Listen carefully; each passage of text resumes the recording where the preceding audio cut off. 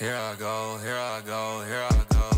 Yeah, here I go, here I go. What's going on, everybody? Welcome to another episode of the Take Podcast. I'm your host, Jackson Burleson, of course. And in today's episode, again, Skyler Blaine is back on the podcast. Appreciate you hopping on. You got the shades on today. Yeah, it's a beautiful day out here in Winter Park, Florida. We got the little lake behind us. We're chilling. But so let's get into some games. So I know the division round's over. We're going to get into the championship games for Sunday. But what are your first initial reactions of kind of divisional weekend? Like, which game were you the most surprised with?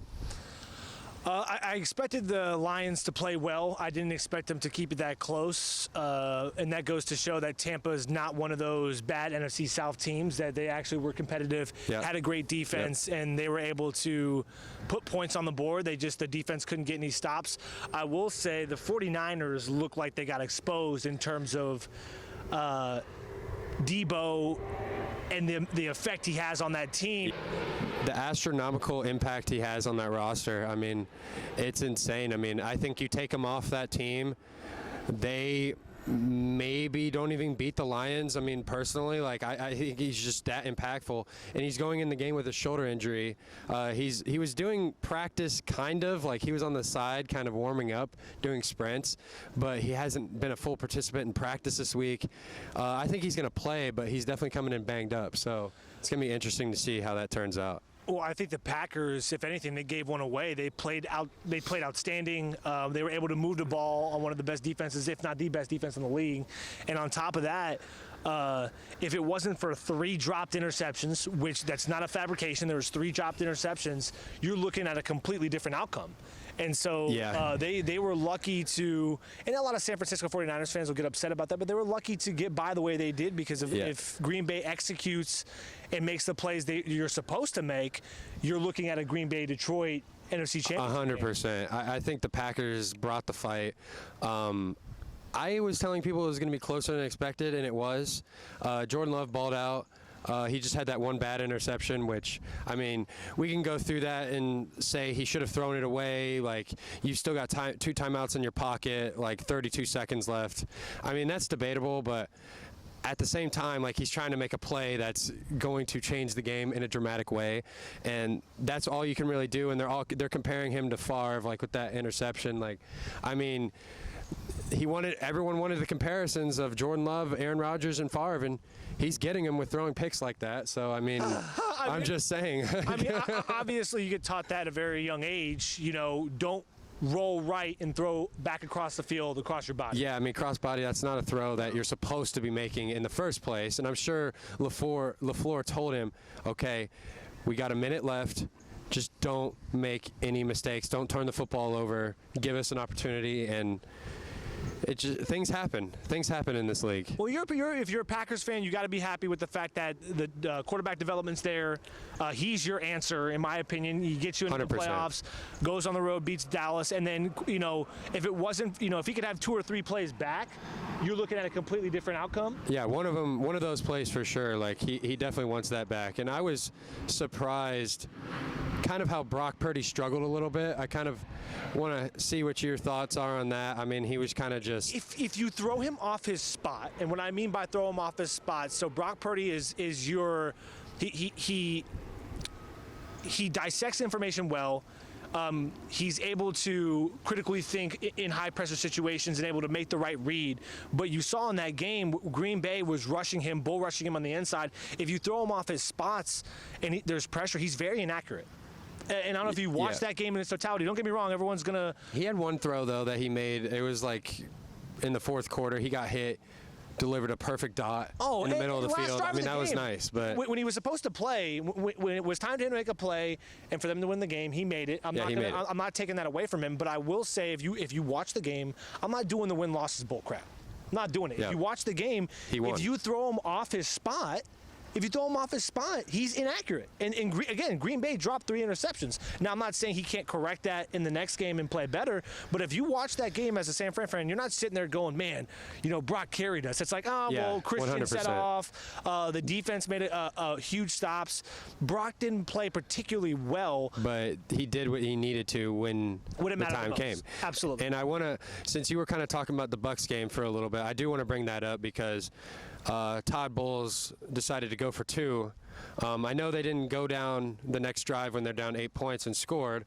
But what are your thoughts on that call? Like, everyone's saying it's analytic based. It's and all everything mathematics. like that. It's all mathematics. So it makes sense because at that point in time, the mathematics dictates that your defense hasn't got any stops during the game in the second half up until that point. If you go for 2, now when you get the ball back, if you get the ball back, now it's just a touchdown and a field goal versus a touchdown and a 2-point conversion. So in reality, it really didn't, I get it as a Bucs fan, just go for the field goal, you know what I'm saying? But either way, if you go for the field goal, you still have to come back down the field and still go for a 2-point conversion, no matter what. Yeah. So that really didn't dictate the outcome. And in terms of the actual win-loss, people are going to blame Baker. Oh, he threw a pick at the crew. I was going to ask you about that throw. So that throw specifically, he shouldn't have made. Because the linebacker was literally covering Otten like 100%. Like, he was not open at all whatsoever. I mean, I know you love Baker, but that was a pretty bad mistake. Like, you can't make that throw. You just can't. But okay, to play devil's advocate here, when you look at the box score and you look at 24 for 33, 344 yards and 3 touchdowns. No, I get it. That should be a dub, right? That's a great stat line. Well, not the stat line, but I'm saying if you were looking at that, not watching the game, if you look at that stat line, you're thinking, oh, why didn't they win? And so I think Baker did. I think it was because of Tampa's defense. Oh my God! They had multiple plays where it was like 3rd and 15, and then they let up. Like, you got to get those stops, man. Like, you have to have those. Dropped interceptions by their corner, Dean. I mean, again, he got hurt. Oh, he got hurt at the end. His back got destroyed. No, man, I don't blame Baker. I will say this. If you're the Tampa Bay Buccaneers, and I think we talked about it prior, $2.5 million contract comes in, you get him for a steal, you get the biggest return on investment out of any quarterback in the league in terms of what he's getting paid versus production. So it was still a good run. And if it wasn't for the first interception to C.J. Gardner-Johnson, Mike Evans dropped that ball. Yeah, that's what I'm saying. Like, that one was weird too because, if you're Mike Evans, like, you expect to catch that ball. Like, 100% of the time he catches that. But I don't know, it just came off his fingertips funny, and it went in the air. I mean, that's not Baker's fault. I'm not blaming him for that interception. I'm just blaming the one at the end of the game when he needed to have a drive to go down there. Now, I will give props to Baker. Like, they were in 4th down situation before that, like a couple drives before that, and he clutched up. He made a big-time throw on, like, 4th and 15 to keep the game alive, and they were down by, like, 14 points. Like, I mean, that's a big-time throw, and he's a big-time player. But we could talk about this game all day long. But let's get into the AFC side because big-time players showed up, and Lamar Jackson showed up. I mean, he just – and that run game, that Ravens defense, I mean, it looks spectacular. I know people are going to hate on C.J. Stroud, but C.J. Stroud had a great season. What was that? What did you say? Week prior, easy money. It was. Okay, I'll say it. I was wrong about it. But I mean, how can you not pick the Texans when he diced up the #1 defense in the league? But that's a different topic. But that Ravens defense gave him problems. They only scored they didn't even score a touchdown offensively. The only touchdown they had was the punt return. That was it. That's all they had. And they weren't ready for the moment. Yeah, I was a little disappointed in Houston's defense. I mean, they just could not stop the run at all, which, like, how do you stop that run? You can't. With Edwards, Jackson, you can't stop that run at all. It's impossible. I mean, honestly, Baltimore did what they were supposed to do. Better roster. Yeah, I'm glad they showed up. Better roster, more experience. Again, I think Houston's still a great team. They won 3 games a year prior. To win 3 games and then go in there and be in a divisional round playoff, the expectations, you expect as a player to go out there and play well and perform, but also, too, you got to be realistic here. You haven't been in that moment. You have guys who haven't been in that moment, and you can't rely on a rookie head coach. And DeMeco Ryans the man. You know what I'm saying? Great fit in terms of culture, for the city. He's a professional, and he's able to get his guys and motivate them. But that if moment, you're there, though, like I feel like you should be able to rely on him in that situation. I know they don't have experience, but if you get there, you're clearly good enough to hang. Oh, for like sure. you should be able to rely on a rookie head coach. I don't like I don't like the rookie excuse. Oh, he like the rookie coach. Like this is not the first time D'Amico Ryans has ever been on a coaching staff. So like he understands like how to coach football. It's not like he's a brand new coach to the sport. But you also have to understand something. When you're a coordinator, you're a specialty coach. So you're focusing on one aspect of the team. When you're a head coach, you're delegating and you're motivating and you're holding accountable. So for me, I'm not saying it's an excuse, but when you got a guy like John Harbaugh, who has a Super Bowl, right? You have a guy like Lamar Jackson, who you want to talk about a time to be motivated. It's right now. Yeah, it's right now. It's right now, bro. He's trying to get that Lombardi trophy. The AFC is open. He knows it. It would be a perfect time for him.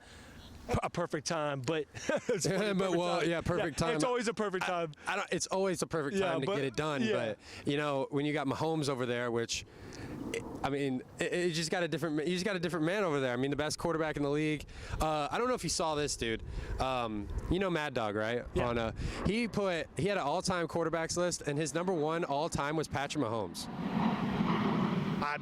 You can make an argument for that. Can you, though? I mean, Brady beat him twice, and one time was in the Super Bowl. For the whole matchups, it's not like basketball. For the whole matchups where Brady beat him tweise. No, Brady beat his defense twice. He didn't beat Mahomes. I understand, but he played against but he played against him. It's not like with basketball when we're not going to get into this. I'm just going to make this quick. Yeah. If you talk about LeBron Jordan, like they never played against each other. Facts, so like Mahomes and Brady actually played against each other, and Brady got the best of him both times and blew him out in the Super Bowl. I'm not saying he blew him out, but he diced up that defense. You have to be able to evaluate the factors that go down. The Super Bowl game that you're bringing up or whatever, their offensive line was hurt, right? And they were dropping. That wasn't a Mahomes thing. That was the Chiefs thing. And then the one with the New England, if it's not an offsides on Frank Clark, Brady throws his third interception, and we're not talking about that. So that was a missed call. If you look at that back at that call. So NFL's a game of momentum. It's luck. It's being in the right place in the right time. Yeah. So I don't disagree with the ranking, and you can't. It's hard pressed too if you compare Brady's first 7 seasons to Mahomes. Other than the 3 Super Bowls, if we're just strictly basing upon accolades. Well, if you're talking about this, like Mahomes' ability to extend plays and run, clearly he's better than Brady at that. But when it comes to being a strict pocket passer, he's got arguably got as good of an arm as Mahomes does. So like, oh, you're crazy for that. I'm gonna have to. Brady can sling it, bro. Brady can sling it. He can sling it, especially from the pocket. He doesn't need to step in crazy amount, and he can still sling it. We're talking about the GOAT right now, though. So I mean, like Mahomes. Yeah, Brady's the GOAT, obviously. If you are. Now, if Mahomes gets 7, though, man, that's so far down the road. He's got to get one this year, though. Which, let's get into the Bills Chiefs, because I do want to talk about this. I know you guys saw my TikTok reacting to the Tyler Bass kick, which, I mean, it's funny because, I mean, the Bills just got such bad luck. I mean, how do you go to 4 Super Bowls, lose to the Chiefs like 3 times in the playoffs in the last 4 years? They just can't beat the Chiefs, man. They just can't do it. They just can't. I mean, like, what are the Bills supposed to do now? Get rid of McDermott? So I'm all for giving people second chances and and we talk about other things like our teams and how our guys consistently get chances.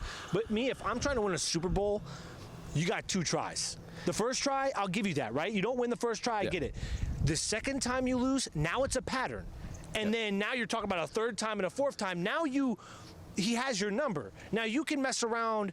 Manning didn't beat Brady until the 3rd time. And everyone, in terms of game predictions, thought Allen was finally going to get one. And it was his time to get one. That's what I thought. It was his time to get one. It was his time. They had to go on a run just to win the AFC East. And on top of that, they were at home. Yeah, they were at home. The Chiefs have no weapons. I mean, they have Kelsey. Kelsey finally. But somehow these Chiefs receivers are showing up, catching the ball. I mean, they had the highest drop rate in the NFL this year, and now they're showing up. It's playoff football. Now they're showing up. It's playoff football. So, I mean. And the Bills cannot go 5 straight drives without a score. It just can't happen. They had multiple opportunities with McCole Hartman dropping the ball in the end zone. That should have been a touchdown right after that. And then I think it was before that, before Hartman fumbled the ball into the end zone, they decided to go for a punt. in their own territory and run it with DeMar Hamlin, which I don't know what they were thinking with that play call either. There's just questionable things that makes you scratch your head and you're like, okay, like, why are you doing that? You're just throwing the game for yourself, essentially. It's mismanagement. It's bad coaching. And you can't say anything otherwise. When is DeMar Hamlin, in terms of being put in a playmaking role, when have you seen that all year? Never. Like never. Never. So you picked the worst time to do it. And on top of that, you're at home. Everything is in your advantage. You got all the cards. Oh, you do. And I just think at the end of the day, it's not on Josh. Josh played an outstanding game. No, he played great, but he didn't make the plays at the end of the game when he needed to. I wouldn't say that, though, because, again, you got to make, instead of hyper-focusing on just those last clutch plays, look at the drop Stephon Diggs dot. Stephon Diggs had a wide open. Oh, you're talking. Oh, yeah, I know what you're talking about. Yeah. If you catch that ball, momentum changes, and if he breaks a tackle, there's so many plays. I understand the big-time players make big-time plays and the clutch stuff that you're talking about, and that differentiates the men from the boys. I absolutely agree with you on that. But also, we have to hyper-focus on the plays that were also missed in the first quarter, in the second quarter, in the third quarter, because that was momentum. Jackson, momentum's so huge in football. Yeah, it is.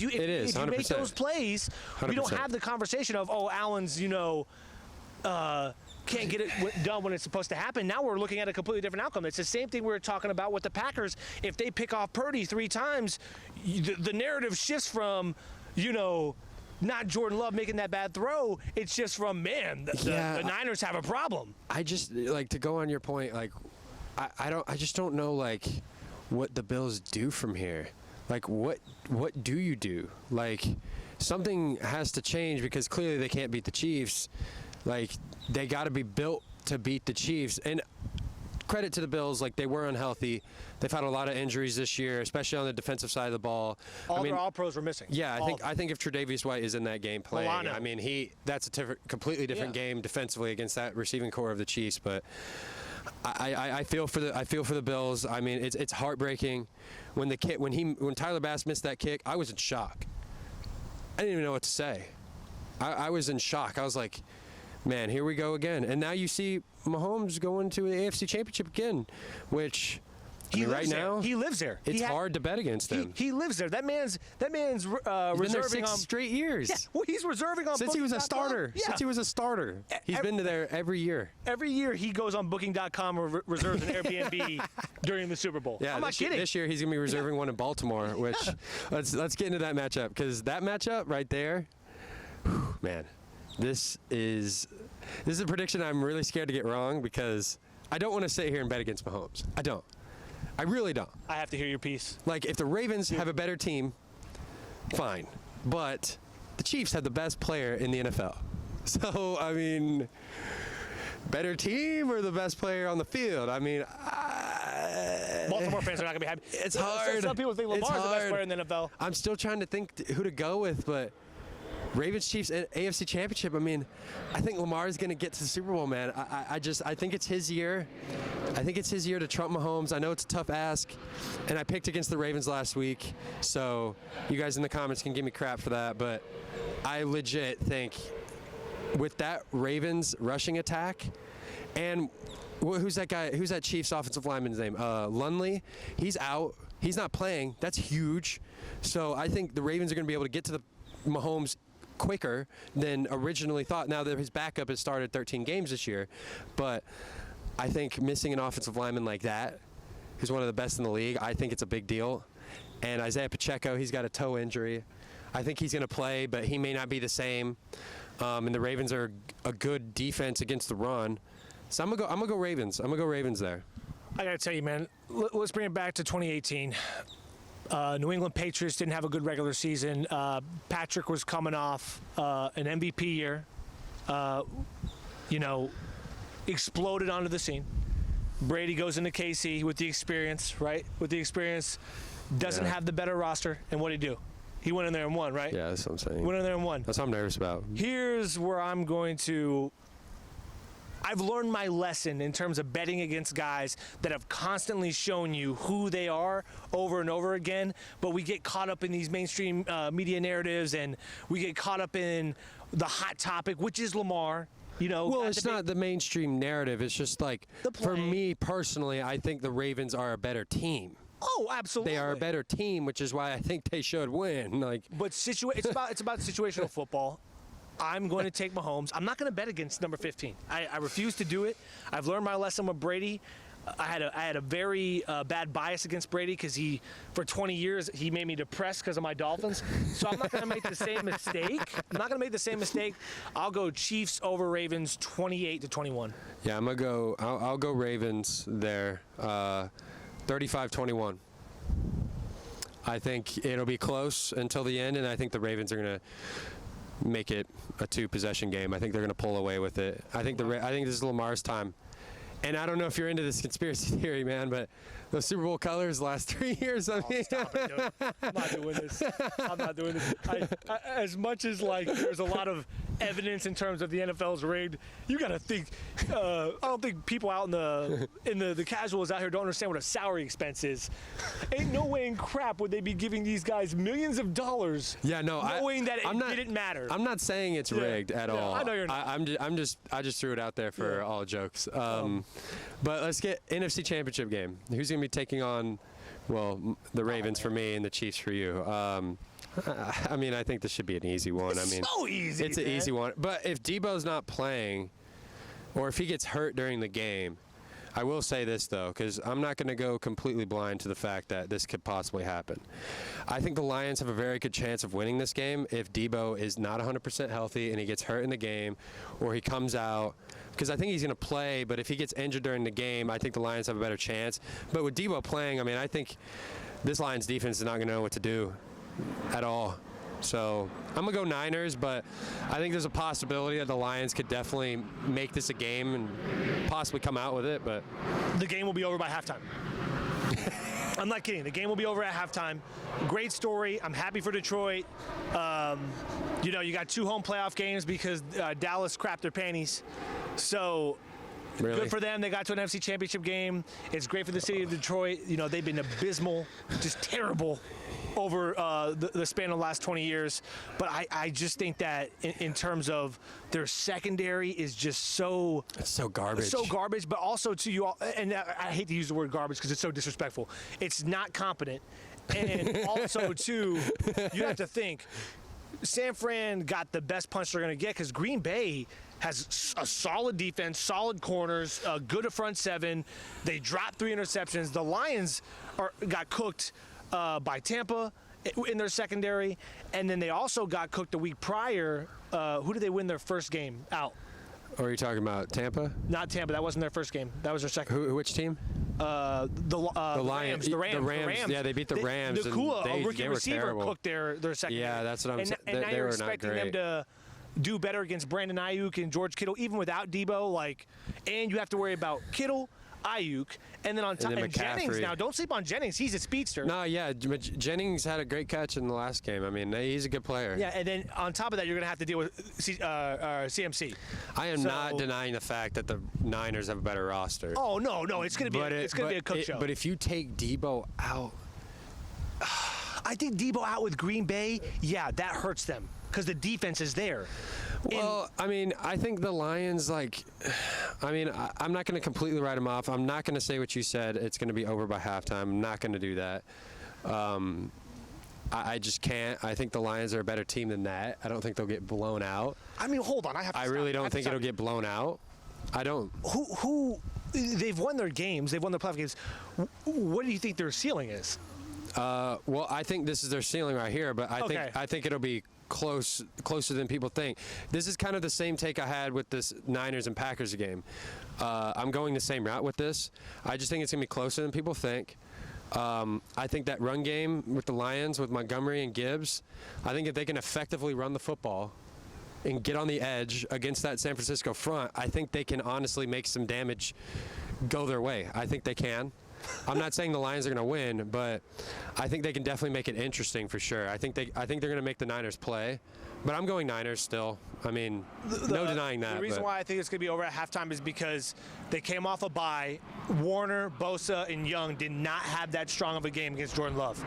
Aaron Jones was able to run up and down that field. Sure. And then as the game got longer and they started to get comfortable, you could tell the rust came off from the bye week and they started to play better defense. So I think now, going into this game, they have the reps, they're prepared, and Sure. I think this front seven is going to destroy Goff, and I think that their secondary is going to create turnovers. No, yeah, that's going to be the question. Like, can Goff get rid of the ball quickly? Oh, yeah.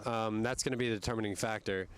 But I mean, I think that's the matchup that we've all been anxious to see. But San Francisco's, they're going to get them. They're going to get them. So I got San Francisco and Baltimore in the Super Bowl. You got San Francisco and the Chiefs, which is a rematch from a couple years ago. 2019 rematch. So for your pick specifically, Chiefs, 49ers, who you going with for your prediction? Man, I gotta stick with the Niners. Again, they have the best defense in the playoffs right now. Close second is the Ravens, and I just think that Kyle Shanahan, it's just so hard. Like when it's so set up for you. Literally, the Chiefs are down in terms of past teams, and quite frankly, Brock Purdy doesn't have to be the best player on their team. They have so many weapons. It just lines up in their favor so well. I'm going to go Niners over the Chiefs. Yeah, I'm going to go Niners too. I've been saying Niners the whole time, the last couple weeks. It's their Super Bowl to lose. I've said this many of times. I'm sure you guys are tired of hearing it, but that's the reality. It's reality. I think Ravens will definitely put up a game. They're not going to go away. I mean, that defense is legit. But, man, what San Francisco's got going on right now, I mean, if they lose that Super Bowl, I mean, you got to directly look at Kyle Shanahan. And I know that's exactly where you're going to be looking if they don't win it all this year. Big questions to ask, and there's a lot of expectations. I mean, how many more excuses are you going to have now? Now there's no more excuses. There's none anymore. Yeah. I mean, especially with this roster constructed. So we got our Super Bowl picks. The Chargers just hired Jim Harbaugh as their head coach, 5-year deal. They haven't disclosed the number yet, but it's a great move. Obviously, it's a great move. It's a great move. I mean, that's a pretty obvious one. He walked into a situation where they're ready to win now. Yes. You want to talk about getting blessed? You literally go from Michigan. He doesn't have to build anything. No, you just got to. It's scheme and motivating and culture. Brandon Staley. It was so hard to overcome that that playoff loss, and when things like that happen in the locker room, culture is now destroyed, and players don't buy in. And when you don't have players buying in, I mean, Brandon Staley, not to make this about him, but he had everything in place to win. It was just bad scheme, bad management, and bad message. There's one thing you're getting with Jim Harbaugh, and he's done it, and he's proven it each place he's been at. Is winning. Not just winning, but people buy into the culture. People buy into the message. He motivates, and guess what? It's so weird because he played for the Michigan. That was his alma mater. Won them a chip. He was a quarterback for San Diego at the time. Yeah. So the stars are aligning. It's a great script for a movie, but also too. It's funny how it's coming full circle for everything. It's coming full circle, and you're getting Justin Herbert. You're getting a defense with Khalil Mack. And he's got Eckler at his disposal. Mike Williams. You got Keenan Allen. The only question with that team is like, on the offensive side of the ball, like, I mean, can Mike Williams and Keenan Allen stay consistently healthy? That's the only thing I'm really looking at. Well, I mean, they have to draft the receiver because Mike Williams, big guy, but the hammies, the quads, I mean. Well, they're projected to get Brock Bowers at tight end. So I don't like that pick, I think that's a great pick. What are you talking about? He's a great pick, but they have that's not a need they need. They have a tight end. But Brock Bowers is a generational tight end. I know they said the same thing about Kyle Pitts. Kyle Pitts is still a generational tight end. When you have Desmond Ridder throwing you the ball, that's what's going to happen. Yeah, but Brock Bowers is – you can't pass up a guy like that. You can. I mean, I think you can. I don't think you can. I think imagine the Chargers run a 2 tight end package with Everett and Bowers. That's going to be lethal. Number one, well, Everett's more of a receiving tight end. He's not a blocking tight end. And Bowers can block on the run, so that can help them significantly. I think they do need that. I think they need to give Eckler more space to work. But I think that's a great pick. I mean, and you already got 2 arguably Pro Bowl receivers. Keenan Allen, of course. I mean, Mike Williams, we'll see if he can stay healthy. He's great when he's healthy, but I think Brock Bowers, that's a great pick at number 5. I mean, they got a high draft pick. I mean, they're not. Who else are they going to go with? I mean, they already got a stacked defense. Well, their needs are tackle, running back, and receiver. They need receiver. Well, it depends if that Penn State tackle is available, which I really don't think he's going to be available. No, they got to trade. Maybe he'll be available at 5, but I think he could. Would they only win 5 games this year? Yeah, I mean Eckler. And he was injured too. Yeah, well, no, they need durability at the running back and receiver position, because when Mike's not out, Keenan's out. When Mike's in, Keenan's out. They don't have health on the offensive side. Was killing them all year. You need to go grab a running back. Doesn't have to be in the first or second, because you can get him a dime a dozen. No, yeah, I mean, I'm speaking from like when you got the 5th pick in the draft. You got to get the best player on the board. Yeah, I think it's going to be Brock Bowers when he follows them, because I think the first 4 picks are probably going to be quarterbacks.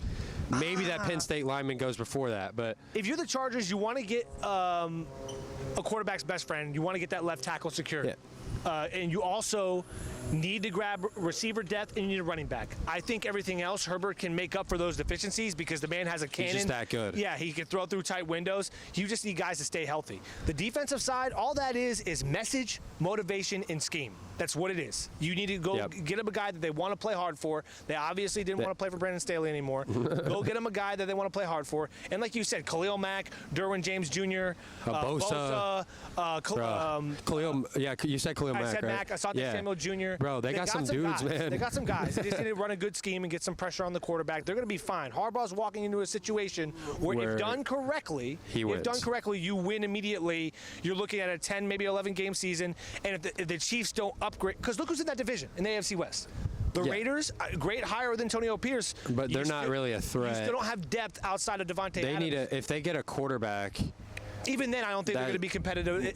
They might be more competitive, because the Raiders always hang in there, but like. Yeah, but they can be competitive. But in terms of comparing rosters, coaching, quarterback, my advantage goes to the Chargers. If you're looking at the Chiefs, now if the Chiefs add some more weapons at the receiver, I'm not going to argue that it's still their division to win, right? Yes. And then you go on the bottom of the list, you go to Denver. 100%. They're messed up with they're so screwed right now. I mean, they're so screwed. They don't it's have not any even moves. funny. You almost have to keep Russell now, because he has no trade value. If I'm a team, maybe you can trade him to Atlanta or Washington, but it still doesn't look good. So Denver's going to stay where they're at, even though they're going to stay where they're at. And I want to ask you this: do you think there's a possibility that the Raiders could trade up higher and get Jaden Daniels? What is it with you? Like, what sells you on Jaden Daniels outside the Heisman? What sells? Well, I think like, his speed, his ability to extend plays. I think you can bring him into an RPO style offense any day of the week, and I think if he does get some more weight on him, which he is a little skinny, I'm not dismissing that. I think he can become a great thrower of the football, and if he gets a little bit bigger, which he's already got a decent arm and he's decently accurate, I just think he needs to be developed a little bit more. But he's got all the tools needed to be a great NFL quarterback, and especially when it comes to dual threats. I mean, most NFL quarterbacks in today's age, you want a dual threat quarterback, and he gives you that. He provides you that. He's going to be coming in as a rookie. He's got a lot of potential. Now, his Heisman season was amazing.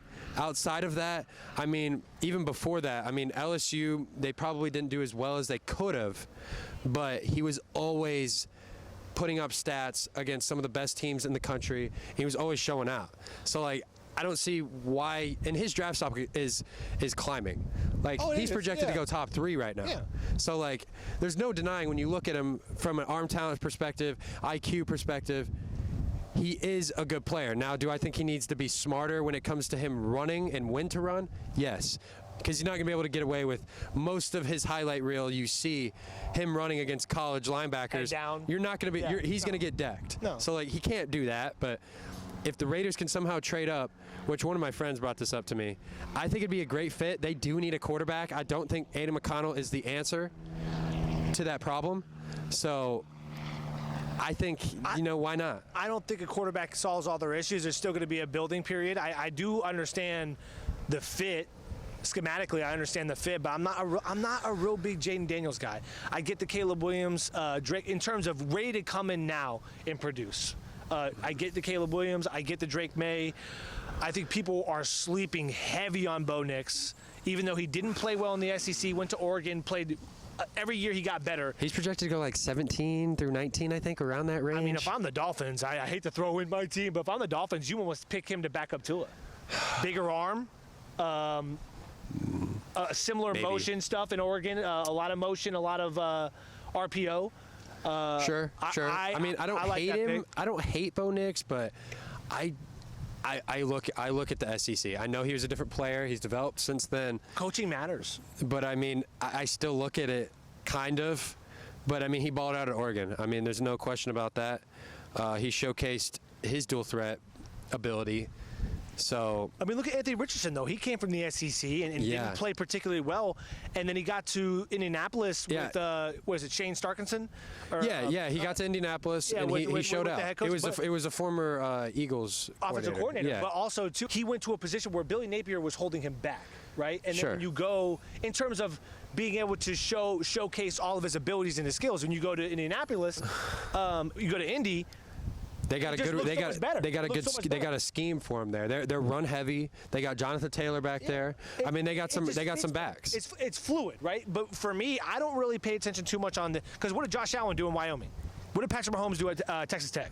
I mean, what did Not much. Lamar did a lot at Louisville. He won a Heisman, but outside of winning, I'm saying impact on winning didn't really Sure. do too much. So I don't really bank on anymore for the Power 5 just because Jaden Daniels plays at LSU means it's going to directly translate over to the NFL. No, I think coaching is I see everything. where you're coming from on coaching's that, everything. but specifically looking at Jaden Daniels as a player, I think it will translate. Oh, that's I think it will translate. I don't look specifically like, oh, you have to play at a Power 5 school. Like, no. Like, we've clearly seen, like you brought up Josh Allen, like we've clearly seen him not at a non-Power 5 school thrive in the NFL. Joe like Flacco. the Kelseys came in from Cincinnati. Now they're Power 5, but they weren't at the time. So like, we've seen players come from all kinds of places. The SEC doesn't determine talent in the NFL. I think that's the point. Yeah, 100%. Like, I mean, if you look at the SEC, I mean, they have the most draft picks. Yeah. They have the highest drafted players. But, I mean, yeah, you can find a player from anywhere. Like, Jerry Rice went to Appalachian State. I mean, Brock Purdy went to Iowa State. You can find a player anywhere. Yeah, Jared Goff went to Cal. There's no quarterbacks right now. Randy Moss was at Marshall. Yeah, like I mean, there's no quarterbacks in the championship games right now that were in the SEC. None of them were in the SEC. Jared Goff. Yeah, Cal. Jared Goff, Cal. Yeah. Brock Purdy, Iowa State, Mr. Irrelevant. Lamar Jackson. Louisville, ACC, Mahomes, Texas Tech. Yeah, so Big the 12, SEC yeah. in terms of like for turnover of they produce the best talent, you can almost make the argument that the SEC. I'm trying to think. Was there an SEC quarterback in the playoffs this year? I'm trying to think. I mean, I don't think so. Matthew Stafford. Georgia. Oh yeah, that's the only one. That's the only one. Yep. Matthew Yeah, that's Stafford. the only one. I think. Well, no, you had Tua was in there. Jalen Hurts. Oh was yeah, in there. Tua, But Jalen they all Hurts. got bounced That's in the 3 first guys. round. So they're irrelevant to me. You get bounced in the first round. That's awesome. I'm glad you played for a great program in Alabama. I really think we need to stop gassing up Alabama and these SEC programs because if you look at development and like what they're coming out as, when you go play at these schools, yeah, man, it must be nice having 5 stars to crap on every other people around you. I mean, it's going to make your job a lot easier. You brought up Alabama, which is perfect because I was going to go that direction. Anyways, so what do you think about Washington's coach leaving to go there? Check the transfer portal. They're all leaving. Everyone's check the transfer- leaving. You It's can't- crazy. you can't What's have happening? You can't have a player in the locker room when you do a team meeting and you're essentially telling your guys after you sold them on the program for so long. I mean, bro, he was building in Washington. Let's give him a buck. He was building. Yeah, And then you sell these guys on a dream. It's tough. And, I don't an like it. ideal. And then you go, oh, the grass is greener over here. I'm out. And to me, as a player, if I'm Alabama, wow, you left your guys. What message are you really? You're not going to sell us on loyalty. You're not going to sell us on. That's so true. No, you're 100% What right. are you selling on that? Like, I'm of course they jumped in the portal. I'm kind of in the same like vote as you. Like I literally like don't understand like why you would leave a program like Washington after you came off going to the national championship. I mean, clearly guys are going to want to come there and play for you, and you just leave a program that you've been building for a minute just because, which, I mean, this might be, I'm not sure if this is what he's thinking, but Penix is gone. So I got to get out of here. I got to find a program where I can actually get people. And it's hilarious because crazy things are happening right now because Ohio State has got Bill O'Brien as their OC. He's not even the head coach. He's not even the head coach. Like, isn't that just nuts? Well, I mean, I think that Ohio State can recruit, and they're able to use the And they're NIL. taking all of Alabama's recruits, man. They're taking all of them. Because one guy's established. Ryan Day's established. Yeah, he's been there. Yeah, he's been there. So you don't want to, when you're a player and you get it's uncertain. Yeah, you get sold on that dream. And with Nick Saban. and Saban just left, so it's okay. And that's the whole selling point to go to Alabama. Yeah, it's still Alabama, but it's not. Well, hold on, with I can't. It's not with Nick Saban. What was Alabama did great with Bear Bryant, and they did great with coaches in the past. Before Nick Saban got there, they were JV. It was a tough watch. It was a tough. No, watch. I'm not saying they weren't a prestigious program like without Saban. Saban definitely made them that. Oh, he brought them back to. No, he brought them back to reality. No, he put them back in the winning column. I'm saying Alabama without Saban. When you look at it from without Saban, they're not a good team. And so, if that's your selling point to the guys you brought in, and he's then gone, why would you go there? Why'd you go? And the best coach in college football, in my opinion, is Kirby Smart, in Georgia, in the exact same conference. Yeah, and I'd be hard pressed to disagree with you, but I'd also like to think the best coach is the coach who wins the Natty most recently, and that coach is now in the NFL. Yeah, so, but I get what you're technically saying. But when Harbaugh's there at Michigan, right he now, was the best coach. Even with like, I think Kirby Smart, just like what he's doing at Georgia, I mean, it's pretty impressive. And I'll make a early national championship prediction. Ohio State and Georgia. I think those are going to be the two teams. I think they're the most talented. They're getting everybody right now. They're getting everyone from the portal to come and play for them. Michigan's going to come down because McCarthy and those guys are leaving to the draft. And yeah. I think Michigan's looking to hire their OC as their coach. So they might keep some of the culture there that Harbaugh had. But don't sleep on there was 6 quarterbacks. But they're losing a lot of guys. That played well. I mean, that one quarterback from Oklahoma went to Oregon. So I mean, oh my dude, God! What, Dylan Gabriel? Yeah, I actually did forget about he went to Oregon. I wouldn't necessarily think it's a foregone conclusion that because Georgia's losing a lot of players, man. But they also got a lot of 5 stars backing them up. Sure, I understand that. But 5 stars still need reps. They still need game time. Sure. They still need to get. They got the talent, though. Yeah, they have the talents there, but sometimes when you have talent, it doesn't come together. And I think like just them not making the playoff, like, and them bringing back Carson Beck, like Milton at running back. I mean, they've got the experienced guys at the most important positions, which I think is huge because now you got young players around you and you're going to be able to build something special. I think that's the case. I mean, Carson Beck's coming back. Like, you got a quarterback that knows the system. So it's not like they're young in that department. So no, but defense matters. The tight end position matters. But Georgia's defense is always elite. Oh, it is. It's always elite. They know how to recruit. They know how to get guys to come in there, especially when it comes to rushing the passer. I mean, how many pass rushers they've had to go to the draft in the last 3 years? I mean, a lot. Yeah. A lot of first-round picks. So it'll be interesting, but I'm really excited to talk about the Bucks hiring Doc Rivers. Yeah, we'll get into NBA. Just a couple. I did want to ask you a question though before we get into NBA. It's still staying on college football. So I don't think I've ever talked to you about this. So the conferences, they're clearly different. We got mega conferences now. And the ACC's still there. They got a couple teams, but Pac-12's gone. Yeah, Pac-12's no longer a thing. What do you think the future, because I know what the future of college football is. I've had a podcast about this. I've talked about it. What do you think the future is going to look like with all these conferences changing and everything colliding into mega conferences? Well, it's not just with college football. It also with all college athletics, Division I, and obviously it trickles down. The head coach for the women's basketball team from UConn said it perfectly, and we can play that soundbite. How does changing with the times help you have better relationships with your players when it's all transactional now? So what kind of relationship can you have with somebody that is telling you, I might be here 1, maybe 2, maybe 3, maybe 4, or I might be at 4 schools in 4 years? And this has nothing to do with the money. Forget the money part. This is about the ability that you can just walk out anytime you want. But he said it perfectly. How can you sell your team an idea when they don't have to be there? How can you sell? I think college football now is what free agency is in football. Yeah, 100%. In terms of, I don't really think the Power 5 conferences matter anymore. Respectfully, I don't think they matter. Well, you just took one out, so it's Power 4. Power 4. I quickly believe the ACC is going to be gone. I don't think that's going to be a thing in the next, 5 to 10 years, around that range. I just don't think. Because they don't respect the ACC. No one respects the ACC. Well, I mean, the ACC's dog water, bro. What are we expecting out of the ACC? Florida State made a huge thing about, I didn't get in, and then you go and you get 60 piece. I mean, I know that hurts your feelings, but the ACC doesn't have that much competition as of right now. It could always change. Facts. It could always change year by year basis.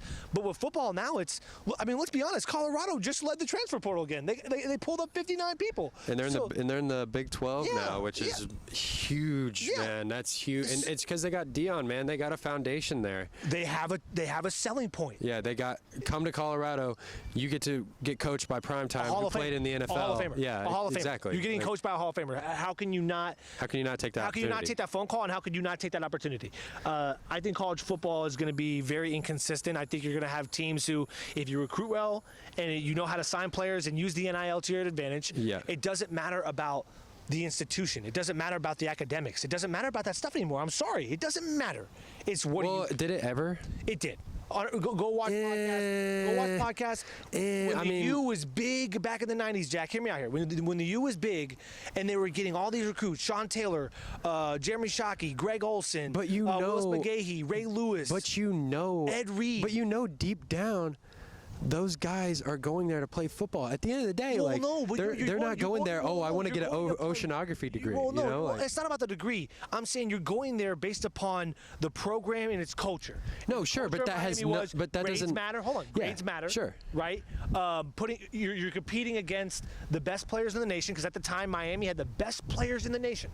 Sure, they had the best players. Yes. And if you succeeded there, the selling point was Florida. Academics, and if you start here and you play and you win, you are more than likely going to go pro. I completely changed. I completely get that. It's I get in the 90s because none of this stuff was a thing, but I mean they were still dropping bags, giving people bags of money and places like that. Yeah, I agree. The main catalyst was, hey, we're going to sell you on academics. No, they're selling you on your football program. That's what I'm trying to get at. That's what I'm trying to get at. Yeah, and I agree with you on that. But also too, in Miami and places that have a high standard in Clemson, if you're not performing off the field, you're not going to be able the opportunity to perform on the field. No, that's so different. So I'm saying now, it really is about money. It is about it is 100%. It's about money, no question. It's free agency. Yeah, it is. I've said this. I said that before. Yeah, so it's not anything about. So we kind of see the same thing here. It's so hard to develop a culture when you have a player in there that's like, man, I don't like the way you talk to me, or I don't like the way whatever. Yeah. And all of a sudden, you just leave. You in their head, it's like, I'm not listening to this. I'm out. Yeah, you hop in the portal. And that is not a good. You're not empowering your coaches to have good coach-to-player relationships when they know that player doesn't feel like they have to be there. Yeah, 100%. We'll transition to Doc Rivers now that you brought it up. He's the new head coach of the Bucs now.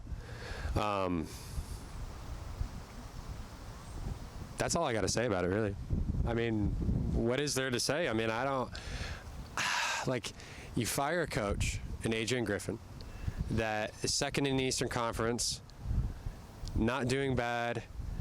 And honestly, I think the issues that they're looking at is like that fight he had with an assistant coach, which is that really a reason to fight with somebody or fire somebody? No, I mean, everyone has disagreements.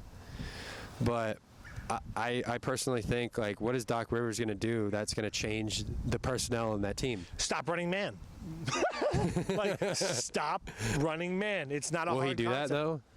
Well, no, put Dame on an island, Well, I mean, what did you expect when you got rid of Drew Holiday? What did you actually? I get it. You're getting the offensive production. You're getting the it factor. You're getting the clutch gene. I overlooked it. Personally, looking at Dame, I wanted him to come to Miami. I'm a Heat fan, but honestly, I'm glad he didn't come to Miami because I get offensive side of the ball. He's great, but I honestly overlooked his defense a lot, a ton. Oh yeah. Terry Rozier is on the Heat, baby. But But yeah, I completely overlooked Dame's defense 100%. I think it was getting hidden in Portland because everyone was looking at his 70-point performances, things like that. But I mean, he's still a top 5 point guard in the NBA. I'm not in any way, shape, or form taking away from the fact that he's still that guy. No, yeah, but, yeah. As you're firing Adrian, it reminds me a lot of the David Blatt, Tyronn Lue situation. Does it not? A little bit. Fire you mid-season with a winning record. So it's kind of like experience is different, obviously, but it's the same situation. Yes. Well, I mean, both star players had championships, and both star players probably didn't like the fit. Do you think Giannis played a role in this firing? Of course, you're not going to get the coach. I saw the press conference today, and he was saying like he didn't know what was going on. I feel like that's just I feel like that's a lie. You clearly know what's going on. I can't say that from a factual sources, but come on, man. So now he doesn't know, but he's Giannis. He's in the front office. He hears what they're saying. You're trying to convince the general public after you just signed a 4-year, whatever, how much extension that you don't know what's going on. Stop it, bro. You wouldn't have committed to sign back with the team if you didn't know what was going on. So no way, no. I think that I do caution. Doc Rivers is a big name. Great head coach, but not just a choking man, you child. Inevitably, when the same things start to happen, it's not a coincidence. We talked about it earlier in the pod. It's not a coincidence. It's a trend. And as of recently, he hasn't been able to perform with marquee talent. Look at James Harden right now over the Clippers. They look like a good basketball team. I didn't want to tell you were right on that because we've talked about that prior behind the camera, but he looks better. There's a pod coming out where I will say that, so stay tuned. The scheme looks better, but also let's just keep something honest here. This isn't like a personal thing. This is just from evaluating and watching the game. He might have just underperformed with Boston. I mean, you can make a narrative now after all the places he's fell short. You had prime KG, prime Ray Allen, prime Pierce. You had a ball hawk in Rondo. He was the best defensive point guard in the league. And on top of that, he was distributing at a very high level. You only got 1 ring out of him. And then you go to the Clippers, and no one's going to tell me, and you can agree with me or not, you had a stacked roster. You blow a 3-1 lead there, then you go, and then you go, and then he goes to the Sixers. He's up 3-2 against the Celtics.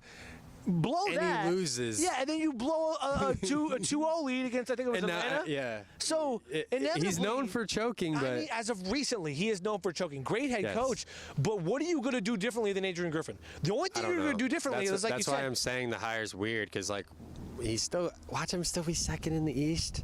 If he does worse, then people are going to be looking at him like, whoa. Boston has more depth. They have more defense. Yeah, they do. We've talked about this in a pod that's going to be coming out soon. But we'll get away from that. But the hire to me is like, okay, cool. Hopefully he doesn't mess it up. Facts. I hope they win, but there's better teams out there than Milwaukee right now, and that's just a fact. We're on the NBA still. We were just talking about Doc Rivers. We just explained why we think it's a weird hire, but let's get into this. So the NBA the other night, 70 by Joel Embiid. He passed Wilt Chamberlain for the franchise record in a single game. Honestly, that is a pretty big feat in my opinion. And on the other side of that, you got Wemby dropping 33 on him.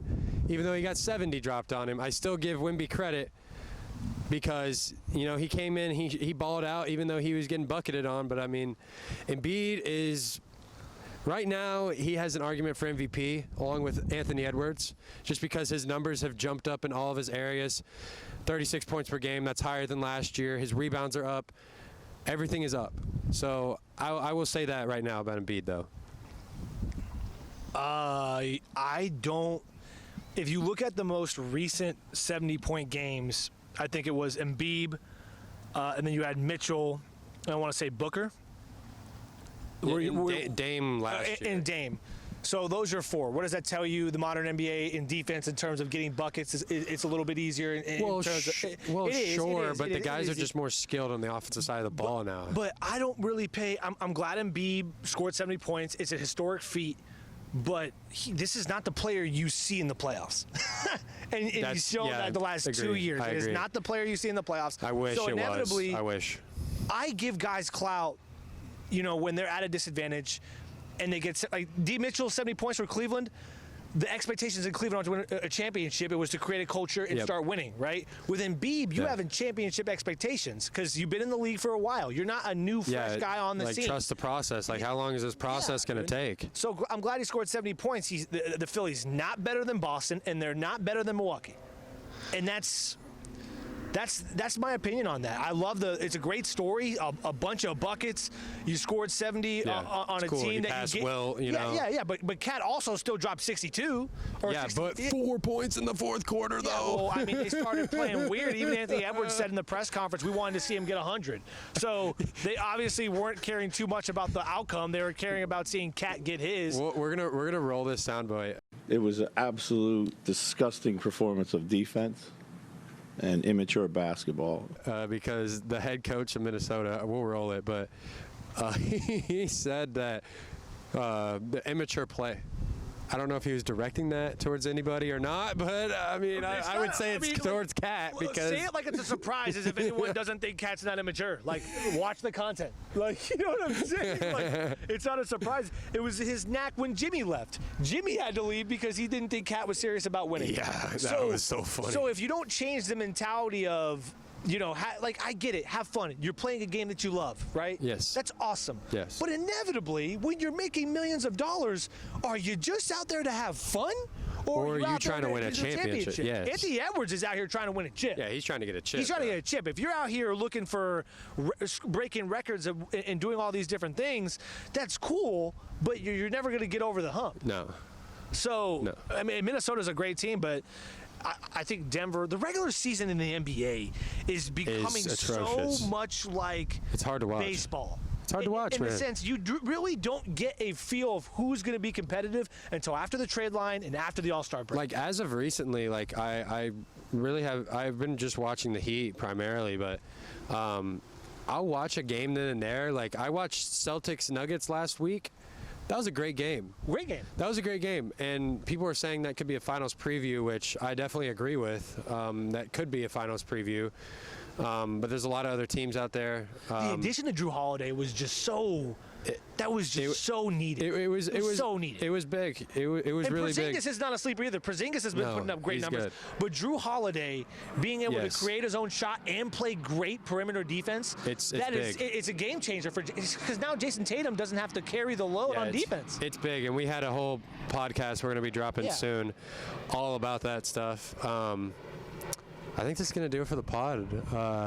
This is Skyler Blaine. Go check him out. Man, this has been awesome. Super nice weather out, dude. Like, appreciate you hopping on once again, bro. Another one. Don't sleep on the tape, baby. I'm your host, Jackson Burleson. You guys have been listening to another episode of the Take Podcast. Subscribe, like the video. Peace out. Talk to me, baby. Talk to me nice. I'm from another world, baby, yeah. Broadway paradise. They think I'm way too cold, cause I put my heart up.